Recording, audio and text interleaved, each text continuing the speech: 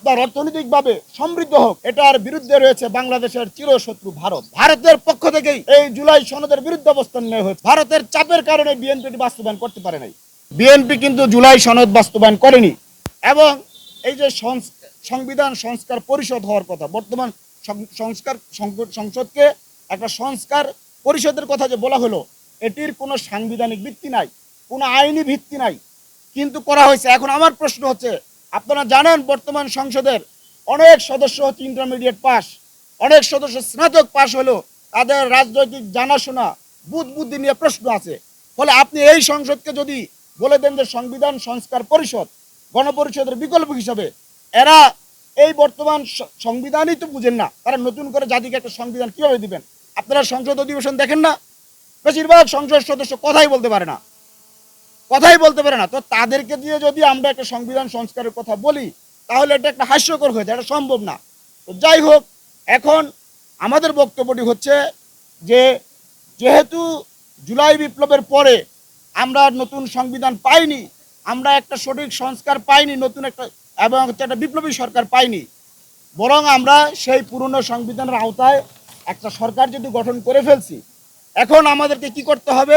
আমাদেরকে অবশ্যই ওই অন্তর্বর্তী সরকারকালীন যে দুর্বলতাগুলো আছে, সেই দুর্বলতাগুলো চিহ্নিত করে একটা নতুন সামাজিক চুক্তিতে উপনীত হইতে হবে, নতুন করে সমঝোতা করতে হবে। সেই সমঝোতার ক্ষেত্রে কি কি কাজ করতে হবে আমরা এরকম 4টা দফা উল্লেখ করব। তবে আমি এখানে একটা বিষয় উল্লেখ করতে চাই। বন্ধুগণ, আপনারা জানেন বাংলাদেশ কিন্তু সেই করোনার সময় থেকে একটা অর্থনৈতিক মন্দার মধ্যে রয়েছে। দেশের অর্থনৈতিক পরিস্থিতি খুবই খারাপ। দেশে বিদেশি বিনিয়োগ কিন্তু আসা বন্ধ হয়ে গেছে, এবং হচ্ছে আমাদের যে কলকারখানাগুলো রয়েছে সেইগুলো আপনার ঢুকতেছে। আপনারা জানেন বিভিন্ন কলকারখানা বন্ধ হয়ে গেছে, অনেক গার্মেন্টস বন্ধ হয়ে গেছে, অনেক মানুষ বেকার হয়ে আছে। এই অবস্থায় আপনারা জানেন যে জুলাই বিপ্লব পরবর্তী সময়ে আমাদের অর্থনীতি পুনর্গঠন করাটা ছিল সবচেয়ে জরুরি। কারণ এই জুলাইতে দেখেন ঢাকা বিশ্ববিদ্যালয়ে কোটার দাবিতে আন্দোলন হয়েছে। সে আন্দোলনে সাধারণ মানুষ কেন অংশগ্রহণ করেছিল? কারণ সাধারণ মানুষের অর্থনৈতিক অবস্থা খুবই খারাপ ছিল, মানুষ বিক্ষিপ্ত ছিল, মানুষ খেতে পারতো না। এই কারণে তারা শেখ হাসিনার পুলিশের বিরুদ্ধে লড়াই সংগ্রামে কিন্তু অবতীর্ণ হয়।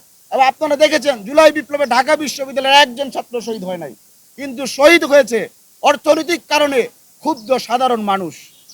ফলে জুলাই বিপ্লবের পরে সরকারের প্রথম দায়িত্ব হওয়া উচিত ছিল কি? অর্থনীতি পুনরুদ্ধার করা। এবং সেই অর্থনীতি পুনরুদ্ধার না করে আপনারা জানেন 3.49% প্রবৃদ্ধির হার হয়েছিল এই এই আপনার ডক্টর ইউনূস সরকারের সময়। দেশের অর্থনৈতিক অবস্থা সম্পূর্ণ স্থবির হয়ে গেছে। এই অবস্থায় এখন যে নতুন বিএনপি সরকার আসছে, আমরা বিএনপি সরকারকে বলবো সবার আগে দায়িত্ব হচ্ছে অর্থনীতি পুনরুদ্ধার করা। অর্থনীতি পুনরুদ্ধার করতে হবে।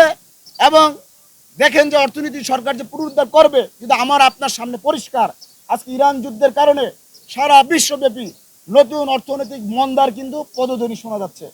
আপনারা আন্তর্জাতিক পেপার পত্রিকা পড়লে দেখবেন সব উন্নত দেশগুলো আশঙ্কা করছে বেকারত্ব বাড়বে, ইনফ্লেশন বাড়বে, মুদ্রাস্ফীতি বাড়বে, খাদ্য মূল্য বেড়ে যাবে, জ্বালানি মূল্য বেড়ে যাবে। এই অবস্থায় বাংলাদেশ মূলত একটা জাতীয় সংকটের ভিতর দিয়ে যাচ্ছে।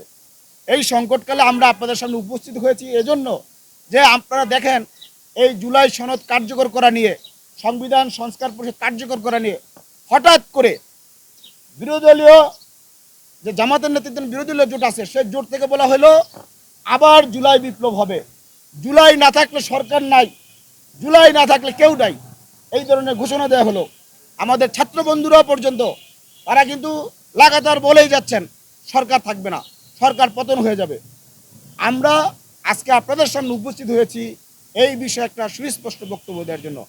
আমাদের বক্তব্য হচ্ছে, দেখেন আপনার 12ই ফেব্রুয়ারি যে নির্বাচন হয়েছে, সেই নির্বাচনটিকে এই জামাত এবং এনসিপি বলতেছে পাতানো নির্বাচন। যদি তারা পাতানো নির্বাচনটিকে মেনে নিতে পারে, কি কারণে মেনে নিয়েছে? বলছে দেশকে স্থিতিশীল করার জন্য, বলেছে কি না? যদি দেশকে স্থিতিশীল করার জন্য আপনি 12ই ফেব্রুয়ারির পাতানো নির্বাচন মেনে নেন, তাহলে আপনারা তো একই সঙ্গে জানেন কি কারণে বিএনপি জুলাই সনদ বাস্তবায়ন করতে পারতেছে না, কি কারণে বিএনপি গুম কমিশন বাদ দিয়েছে। কারণ হচ্ছে বাংলাদেশ একটা নতুন সংবিধান হোক, বাংলাদেশ একটা রাজনৈতিকভাবে স্থিতিশীল হোক, এবং এটা একটা স্বাধীন সার্বভৌম মুসলিম রাষ্ট্র হিসাবে আপনার অর্থনৈতিকভাবে সমৃদ্ধ হোক, এটার বিরুদ্ধে রয়েছে বাংলাদেশের চিরশত্রু ভারত। ভারতের পক্ষ থেকেই এই জুলাই সনদের বিরুদ্ধে অবস্থান নেওয়া হয়েছে। ভারতের চাপের কারণে বিএনপিটি বাস্তবায়ন করতে পারে নাই।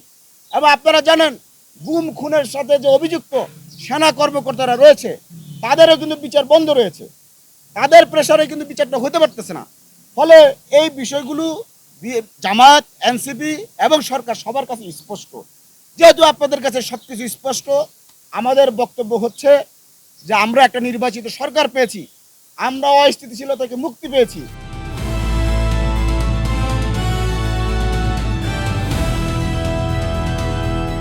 দিনাজপুর টিভি, মানুষের জীবনের কথা বলে।